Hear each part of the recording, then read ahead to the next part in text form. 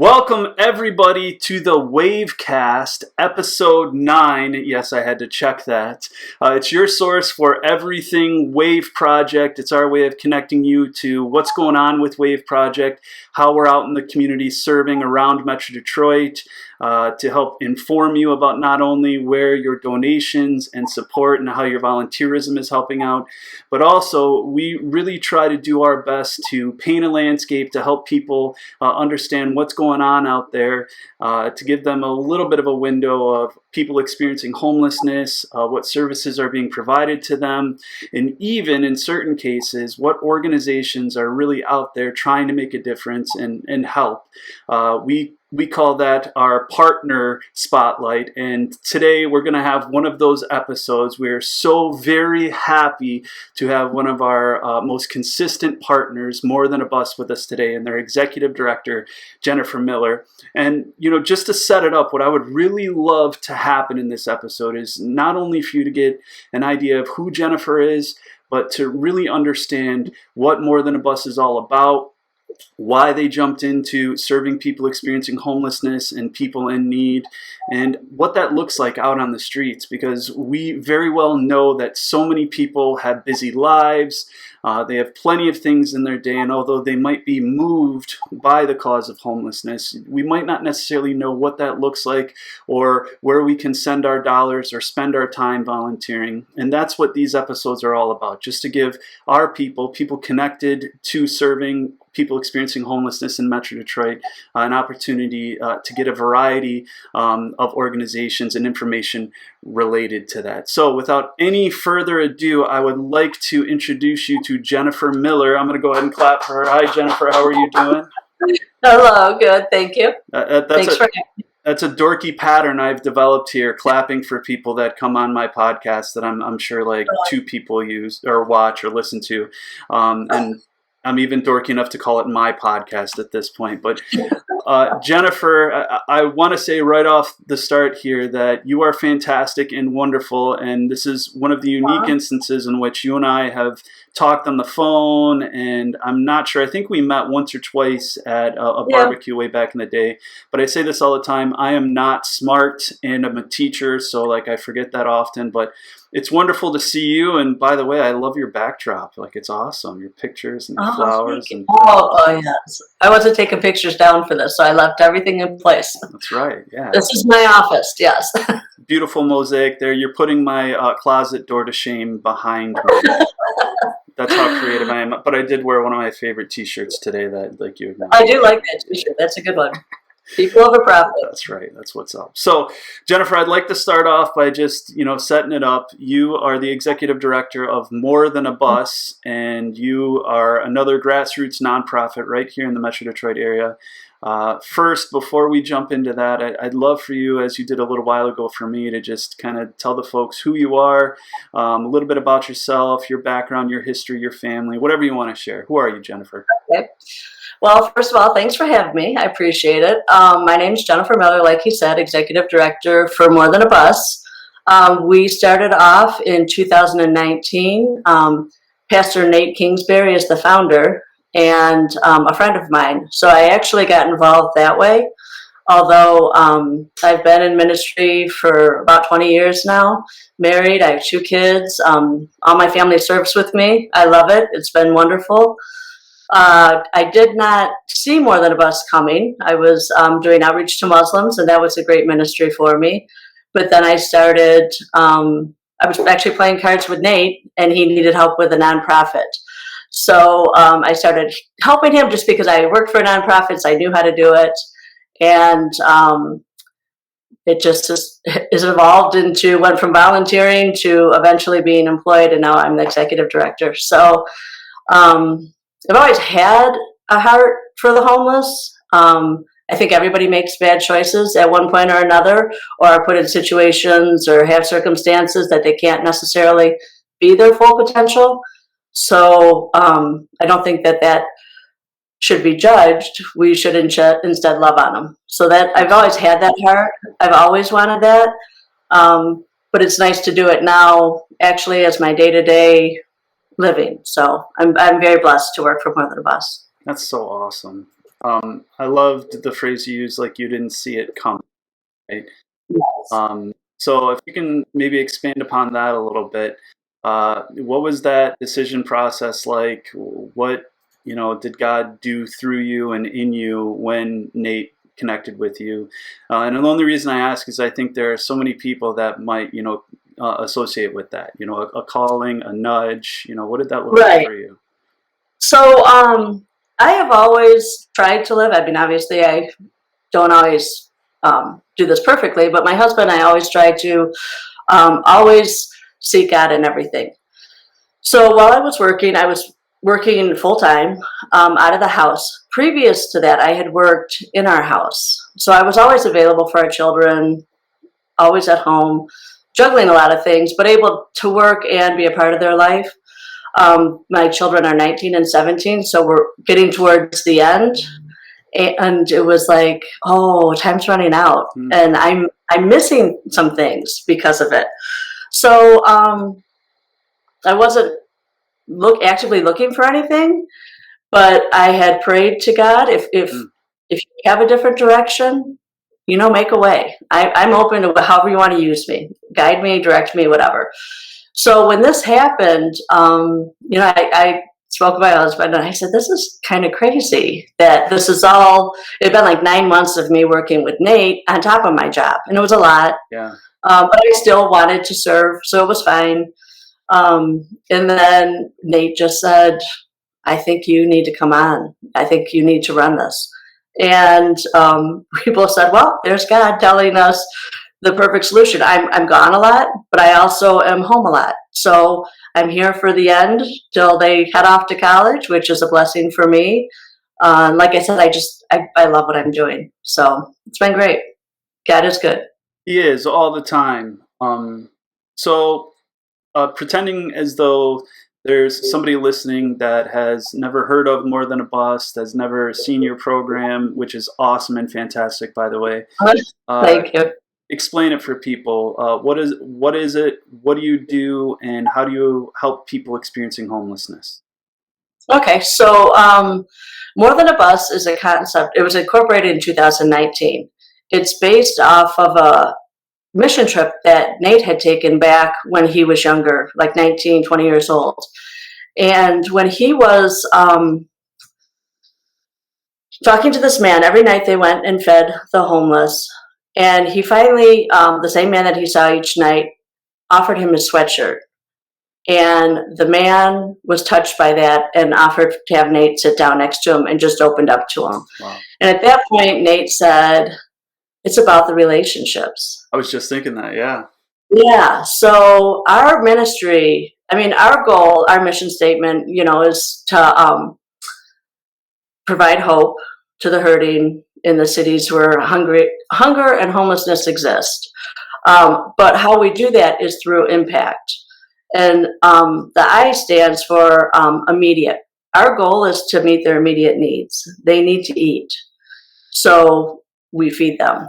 The M is for mobile.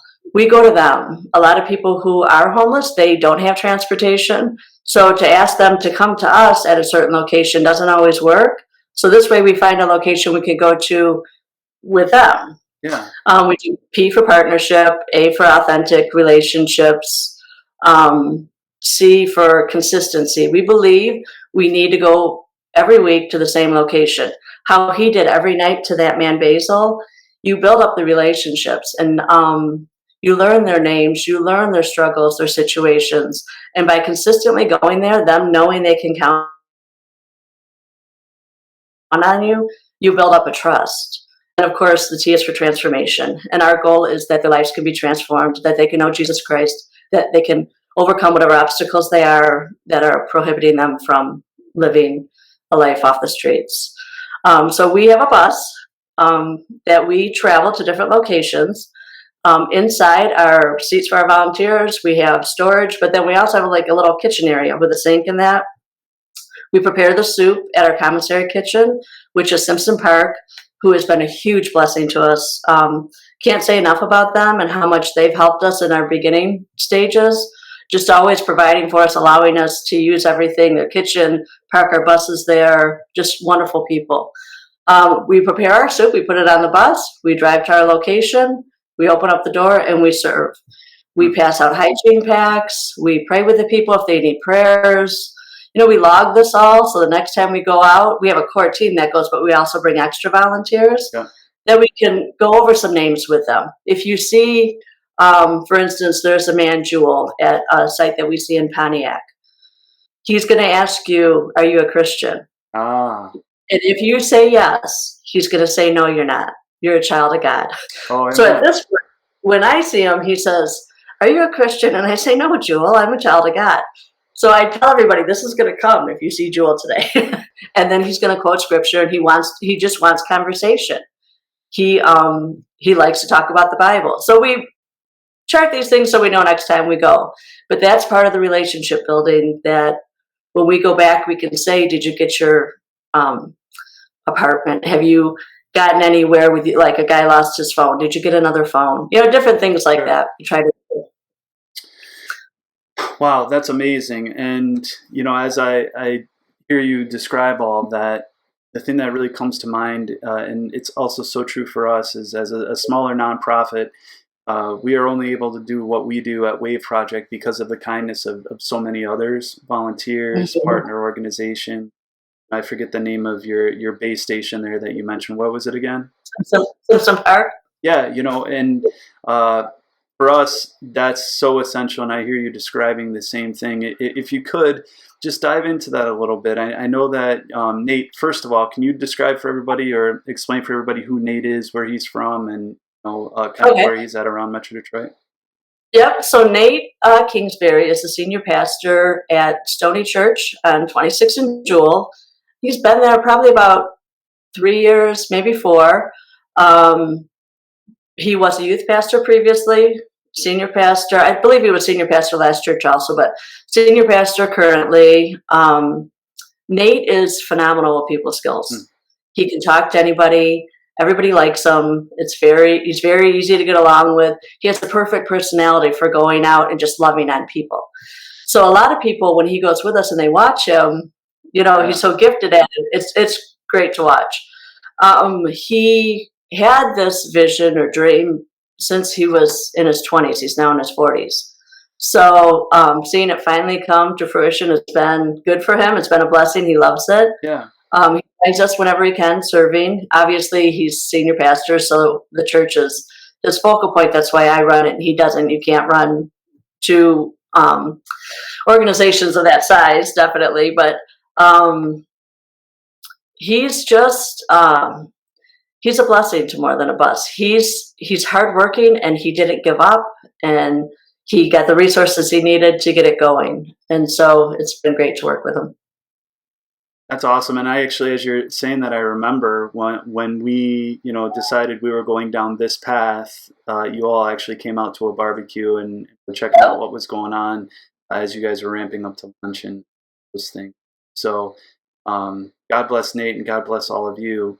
As we kind of circle back now, thinking of getting it off the ground, thinking of all of the logistics and the details involved with actually getting out to a site and opening up that door on the side of the bus and helping folks. Can you talk a little bit about the power of collaboration?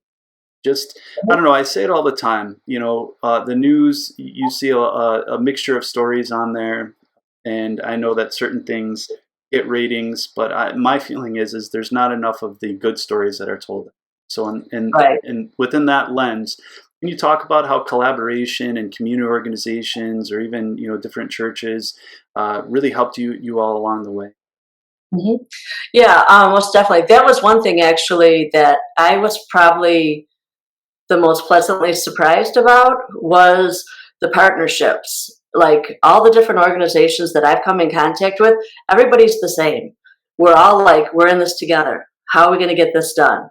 Everybody just joins hands. And I just spoke with someone yesterday, that we're going to start serving. Everybody is just more than willing to join hands. Like with you guys, I remember a lady had said to me, you need to check out the WAVE project. So I just went on your website and checked it out, and I was like, this is the coolest thing. I loved it, So I reached out to Amanda, Yeah, Amanda And Bray. Shout out Amanda Bray. We love Amanda. She's awesome. yes, I love her. So sweet. She called back when we were on our way to serve someplace and invited me to your first barbecue. Okay. And I'm like, we'll be there. I want to see what it's all about. And then that was one of our first partnerships with you guys. After that, we're like, okay, when you guys are there, we'll come. Obviously, COVID hit 3 months after we opened or started serving, but we were at Grace Center of Hope dropping off a meal. Yeah. But that's not who we are. We're not to go in and serve where they already can have a meal. We serve off the bus to people who can't go in and get a meal at places. They said, call Hope Warming Center. And so I called them. They've welcomed us. They said, can you go serve at Roadway Inn in Auburn Hills with Lighthouse Ministry or Lighthouse? So then we contact Lighthouse and we get there. You see it all snowball and all these different people. We met Blessing Bags Brigade through you at your barbecue, community outreach barbecue at the beginning. And Sharon is always texting me, your bags are ready, come get them. And those are what we use to pass out. Yes. Hope Warming Center gives us some if they have extras. It's just amazing how everybody works so well together. Yeah, and it's such a blessing. You know, I can't speak for you all, but for us, we don't have a humongous budget. We don't have an endless staff. We have a few part-time employees. A lot of us are volunteers that are just, you know, have a full-time job and going on over and above. And I don't mention any of that to pat ourselves on the back, but I say it just so that anyone who's listening knows that they can give just a little bit of their time, you know, one afternoon a month or a couple of Saturdays in a month, and make a big difference. And it really is the body of Christ or a community. Even if you're not a believer and you're somebody who isn't into God, the community coming together to really make change and have an impact. And for me, it's just such a joyful thing to see that example, that reality replicating all around Metro Detroit and actually the country and world. That's one of the great things about social media for me is we can see other programs, other missions going on out there, and we can cheer each other. So with your I love it. Oh, sorry. No, go ahead. I love it when we show up and we're like, oh, the Wave Project's here, and I tell our volunteers, you got to go look at the showers. It's the coolest thing. Yeah. And then we see Pat and Ryan, or I see Steve. I've seen you. I've been in the bus serving, and I see you out there, but I never because I have to do the soup, so I can't do that. But when you have a volunteer come aboard, they usually, in my experience, I don't know if yours is the same, but they walk away just so blessed. They think they went to help someone else, and usually they walk away so happy they did it. And like you said, we're working with minimal. We don't have money to hire people. If I have the choice between hiring a full-time person or feeding another 500 people, I'm going to feed the 500 people. I mean, as long as we can make it, we make it on what we have, and our goal is that our money goes towards actual, the program of feeding everybody. So, yeah, we call that a horizontal model, right? It's not going to the top with other people managing things or a new office building or any of those sorts of things. And I well know that there are organizations that need those things. They're playing at a different level than us, but from, you know, a grassroots standpoint, what I hear you saying is it's horizontal. We're going to try to get it out onto the street. I love that. And yeah, I've noticed the bus around, and I'm usually zipping around, you know, doing a shower thing, or a lot of times Ryan and Pat and all those guys laugh at me because I have a camera in my hand or something else trying to get all this stuff going. But yeah, we always seem to miss each other. So if we can lean into that and your experience on site and, you know, going all over Metro Detroit, I'd like to paint that picture for people. Our services are very similar in that we are designed to go. Break down that barrier of lack of transportation. So with that being said, traveling through Oakland County, through Macomb County, even, you know, I'm not sure if you guys have gone north into Flint and those other areas, down to Detroit and, you know, all around Metro Detroit. In your experience, what does the need look like out there? There are some people that are listening to this and they're driving up I-75 or they're in their home in northern Macomb County, and you know, they might think that, yeah, there is homelessness in Metro Detroit, but it might not be in my backyard. What does your experience tell you about that? Yeah, so it is definitely in your backyard, unfortunately, especially with COVID and just addiction in general. Um, that hits everybody. There are like several people that I've run into. I'm going to say there's a place maybe a half hour from my house, 20 minutes from my house, where people sleep under a bridge. Hmm. I never knew that. I've lived here for 21 years and I had no idea that I could head 20 minutes away and find people under a bridge. I didn't know out north of me, people live in a wooded area in tents. I had no idea. It's always shocking to me. Kind of, when you go to bed at night, kind of hurts your heart when you think of all the faces you saw. Well, we can pull up and we can have 100 people line up Mm-hmm. to feed in Detroit. And I say, wow, we're just in one spot Yep. and there's 100 people here. I saw one man who said, I haven't eaten since we saw you yesterday. And he's going to eat the same thing for the second day. He's not complaining, so happy to see us. But I'm like, wow. So he just all night, I mean, we came at lunch and it's lunch the next day. He hasn't eaten. Did he even get water? I don't even know if he had anything to drink in between that time. Those are the things that it's everywhere and the need is huge. Um, if we had unlimited resources, we could serve every day, all day. That wouldn't be a question. Yeah. We just don't have the ability with our funding or our volunteer base to be able to do it. But the need is there. I always want people to understand these people aren't happy. They're usually struggling or stuck. It, it's not like they're excited to be in the situation they're in. We don't need to judge them for that. You just need to show them love and give them, well, for us, give them a warm meal. Yeah. For you guys, give them a shower. I mean, give them a break. Their life's hard enough right now. Some of them are making bad choices, but I've made bad choices. Mine just weren't life altering. Or I struggle with it. I don't struggle with addiction, but that's no different that I don't sin in other ways. I mean, we all have issues. So it is definitely all around. Unfortunately, for like me, before this, I didn't really pay attention. I didn't I didn't look around. I really did think, oh well, it's in Detroit, or oh yeah, Flint's got a lot. But now that I'm serving, we're in Warren, Royal Oak, Pontiac, Auburn Hills, Detroit, Mount Clemens. They're all within a 30-mile radius or a 40-mile radius of us. That's not far away. That's right here, and that's not one. That's 7 locations that are right in our backyard.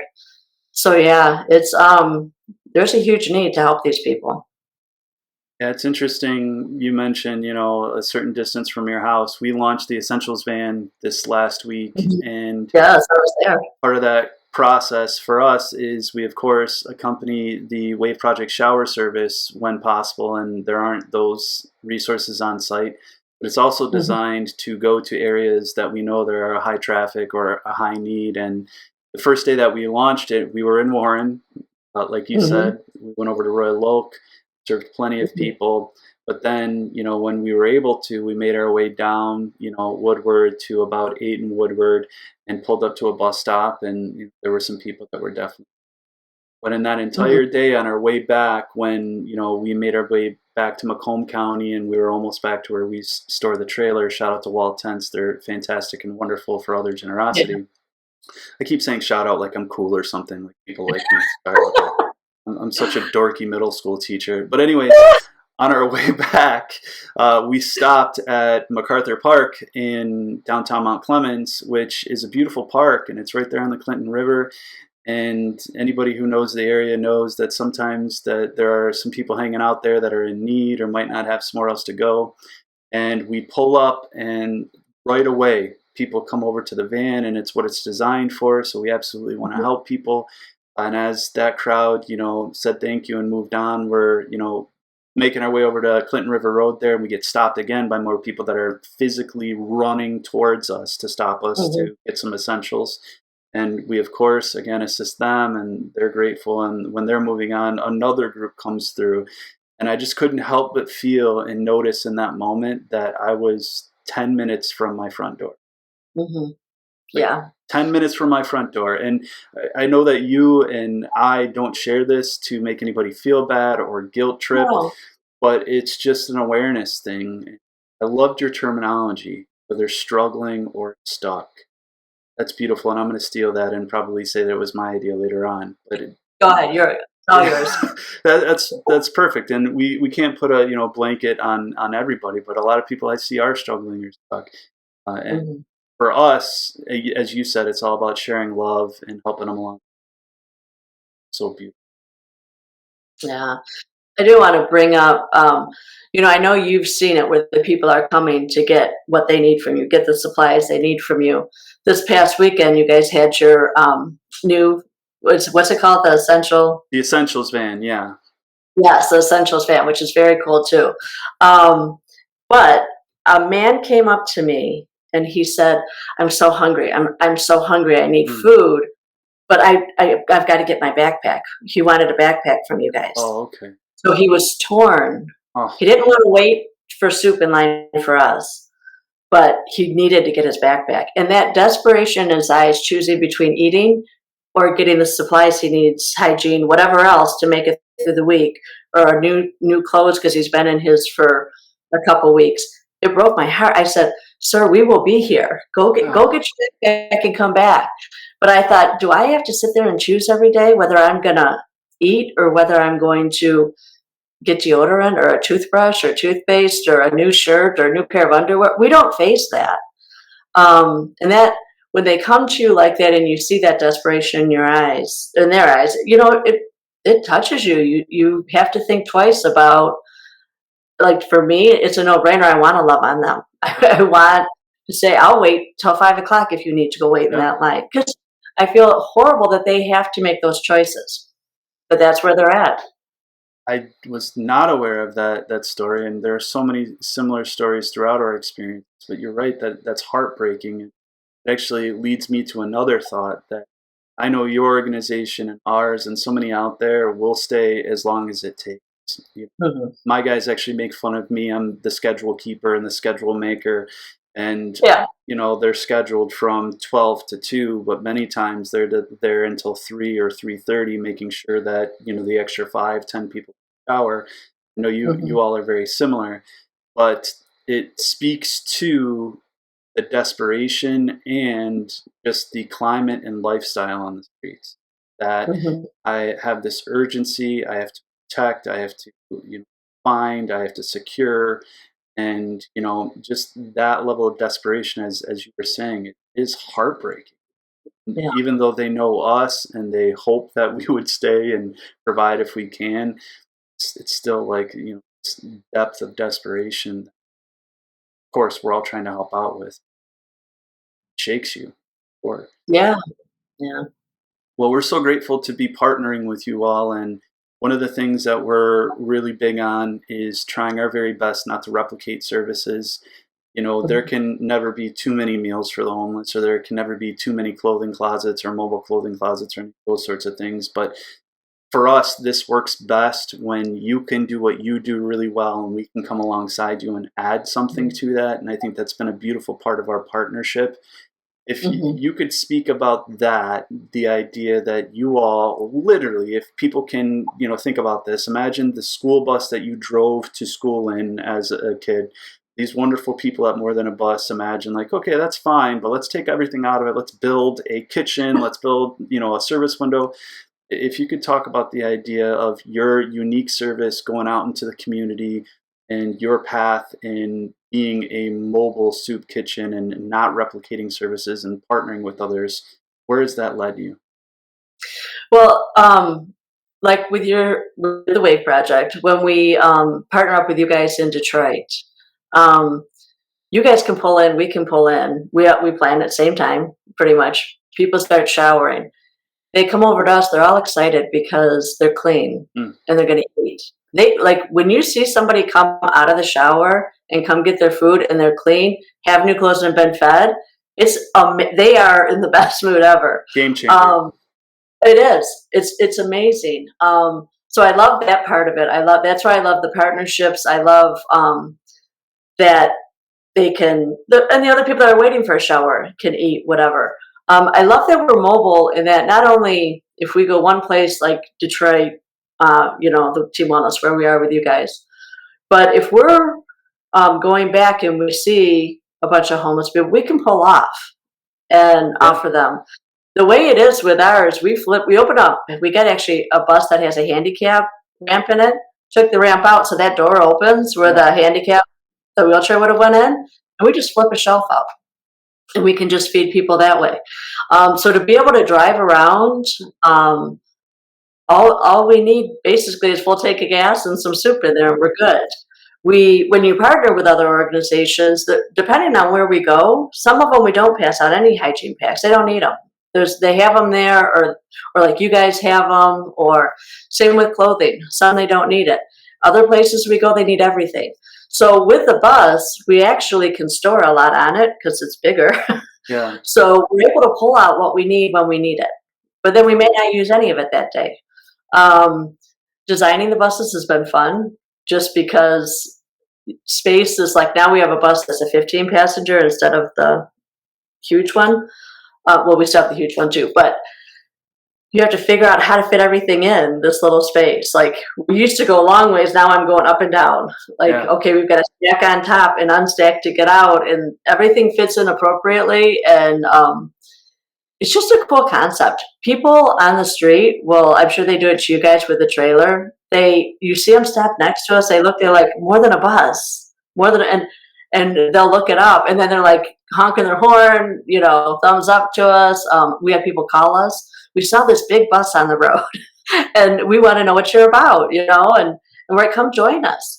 You can go from place to place and feed. If you get 50 people there, 100, you could go all around. So it's just been a wonderful ministry. I know a lot of the homeless people can take the buses. I know they were free during COVID, but they're not any longer. So really they can't travel, and especially if it's hot or if it's extremely cold, you can't walk a mile to get to a soup kitchen or 2 miles. You need people to come to you, and they're not lazy. You can't physically do that. You'll get frostbite if it's too cold, or they don't have a place like we can go outside and get warm, but we can go in the air conditioning and cool off. They can't. Yep. So they're not going to go stand out in the sun for a couple hours just to get, food or whatever.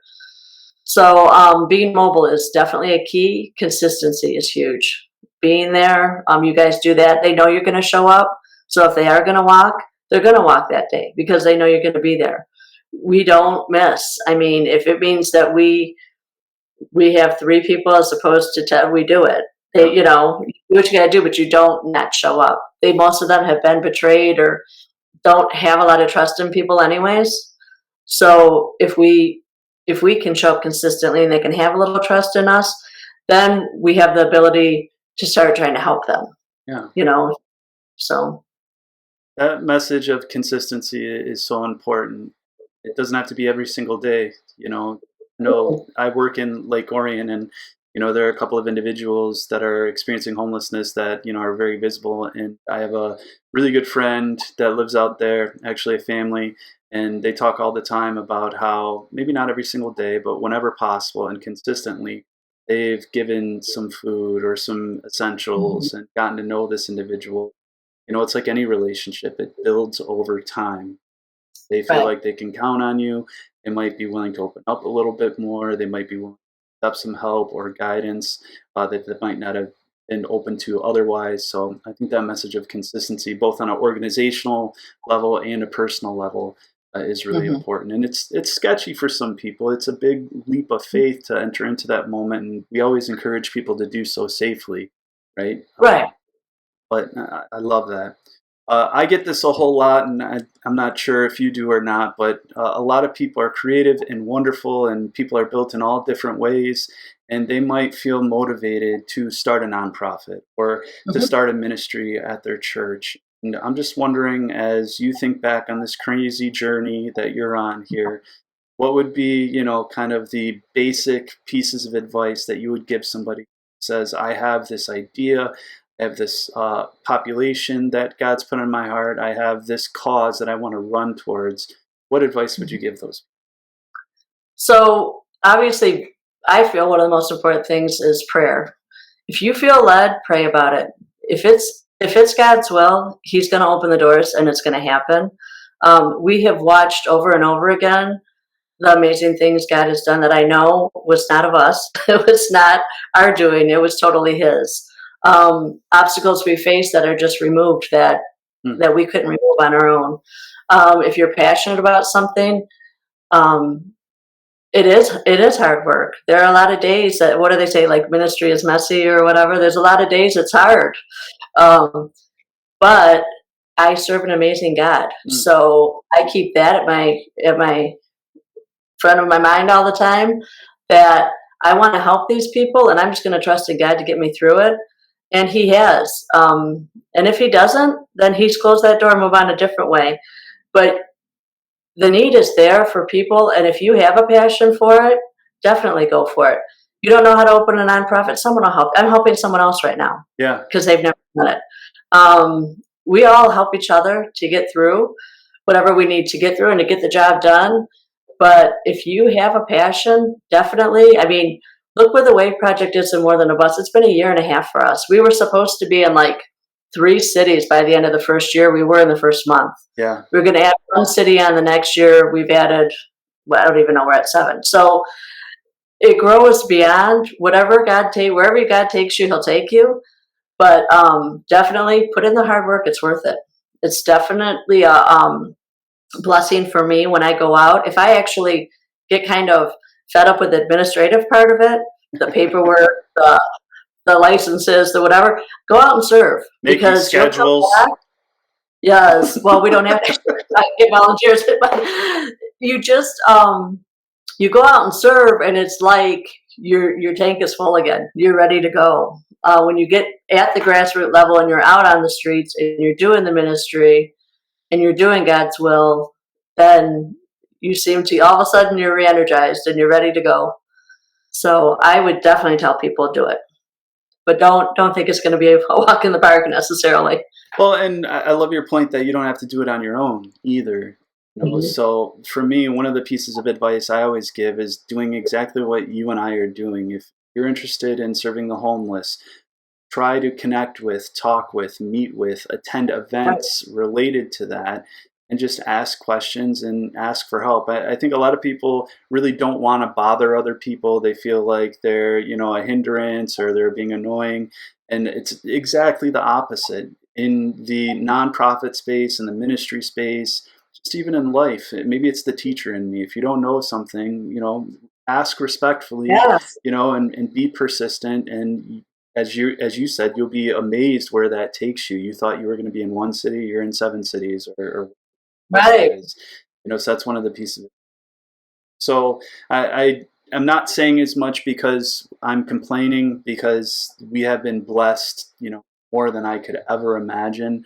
But it's just the reality of life, for instance. There are many families who know very well what it's like to have a fixed budget and, have, an income that they can count on. But, we could all use a little bit more support or a little bit more to work and operate with. So as a small nonprofit, we are always trying our very best to tell our story and help people understand how people are being helped. But on the other side, how volunteers and donors and people that are motivated to jump in help us.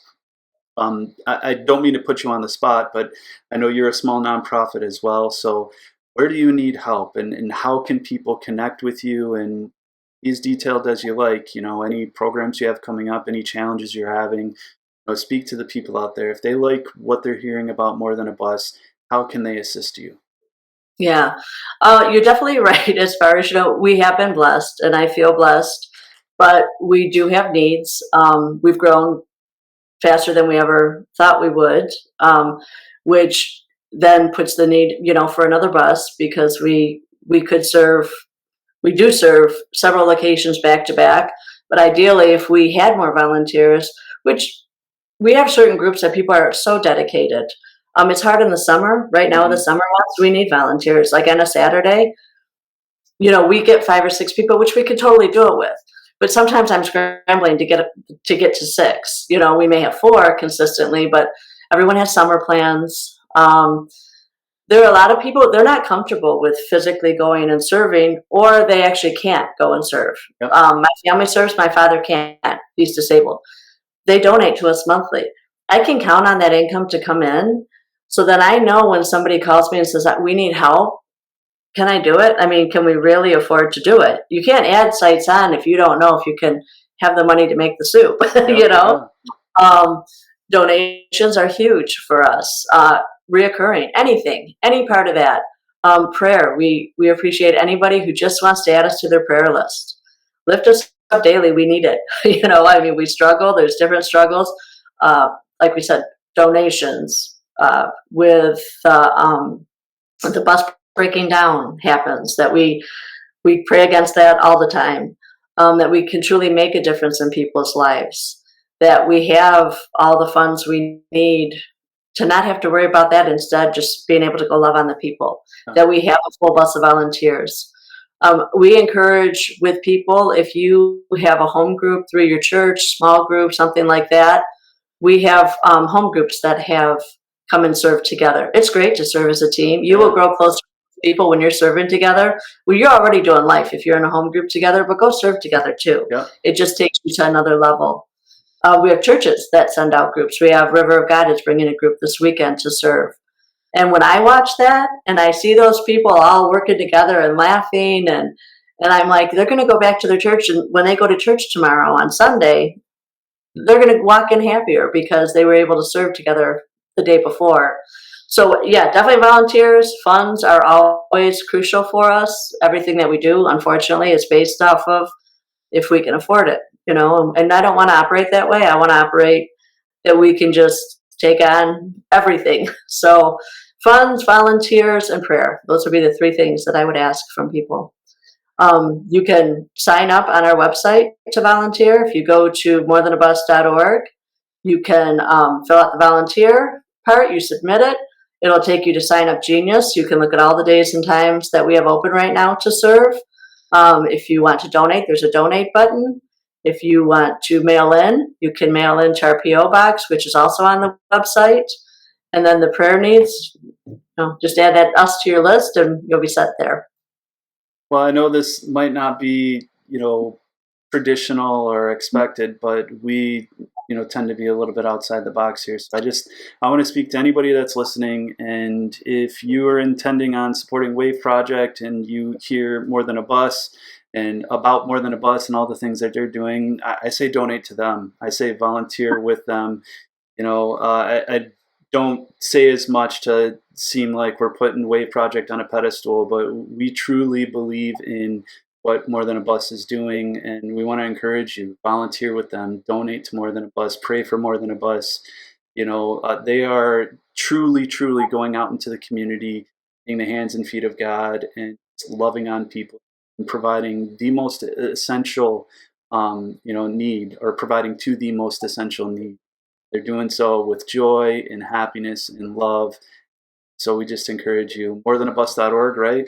Mm-hmm. Morethanabus.org. Volunteer with them, help them, you know, donate to them. Donate every month. Donate it all to them. You're a blessing, Chad. No, it's real. And, you know, we just know and believe in what you're doing. But I'd like to wrap up by kind of digging in here a little bit and putting you on the spot. So in all of your time serving with More Than a Bus, as I know personally, I'm sure you've seen, you know, a lot of things and heard a lot of stories, whether it be with volunteers or guests or, you know, even just phone calls that we get.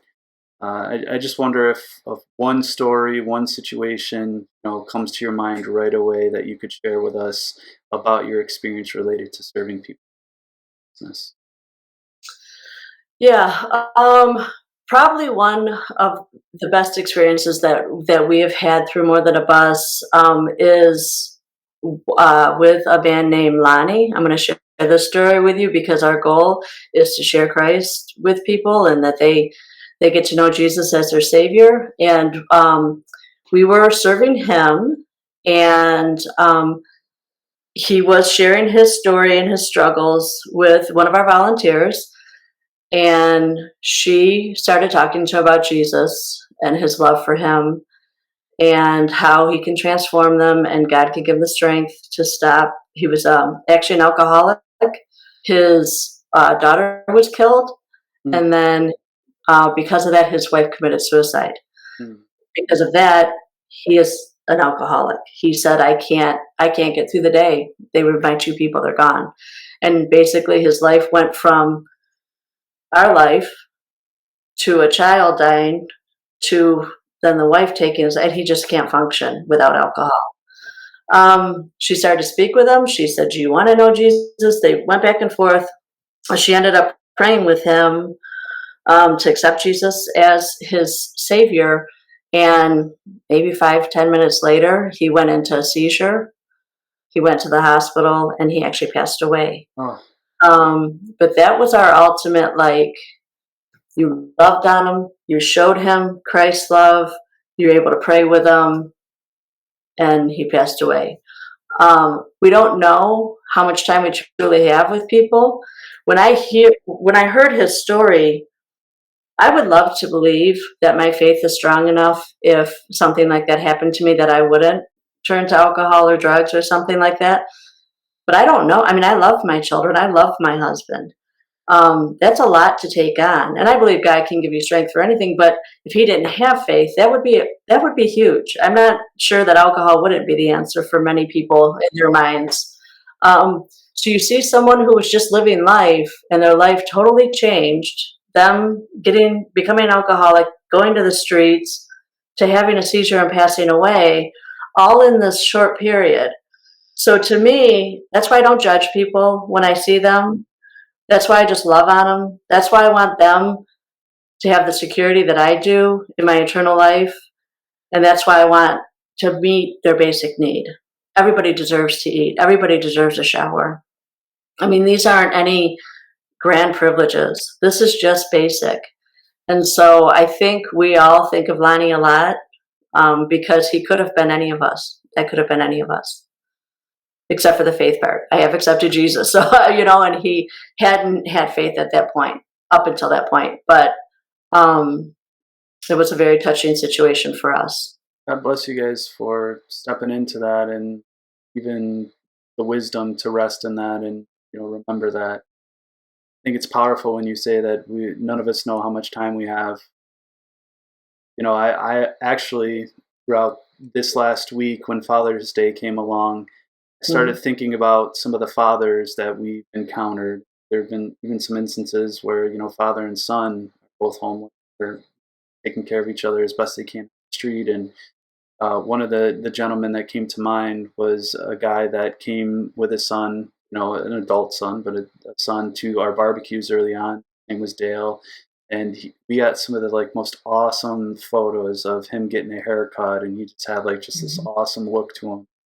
As I was reflecting on Father's Day and some of the fathers we've seen throughout our experience, just my heart sank because Dale passed away from an overdose, I believe, not too long ago. I mean, it's a fact of life. People pass on, but you're right. None of us know how much time we have left, and the people that we see at the intersection as we're waiting to get onto the freeway, or sitting outside of Home Depot or in Walmart, they're people first. Yes. This last week I had somebody that was very well intending and not being negative in any way asked the question, how are you helping people no longer be homeless? And my response is that we're sharing love with people, and maybe some of what we do ends up helping them get off the streets, but that's not our singular focus. I think that's sort of jarring to some folks, but they're people first. They deserve a shower. They should have food, and God bless you and what you work with for helping out. Again, it's morethanabus.org. Jennifer is wonderful. Her whole team is wonderful. I want to thank you, Jennifer, for taking the time to share your story and your organization with us. Again, please visit their website and donate all of it to them and volunteer with them all of the days. Hit their socials up, follow them, blow their spot up. They deserve all the shine that they can get for the work that they're doing. Thank you very much. Oh, thank you, Ted. You're a blessing. And I just wanted to say to everybody that's listening, thank you for your support of Wave Project, for tuning in today. If you made it to this point, yay for you. This was an extended conversation, but it was a good one. I did want to remind everybody that the Essentials van is on the road right now. It is exciting. It is fantastic. But we are seeing more than we expected that items are going to fly out of that van. So if you like the concept, it's a mobile clothing closet that actually distributes hygiene and personal essentials as well. Please visit our website, go to the Support Us tab, and find our Amazon wish list and send some underwear or socks or t-shirts if you can. As Jennifer said, we always can use volunteers. And I just did a post today. It's not only for the guests. Our volunteers continually share that it brings them so much joy. It is fulfilling, and even building relationships with other volunteers. It's fantastic, and I would love to meet you. So please sign up and volunteer and come out if you can. And you can also donate to Wave Project if you're feeling led to on our website. So thank you for everything. We appreciate you, and we'll see you next.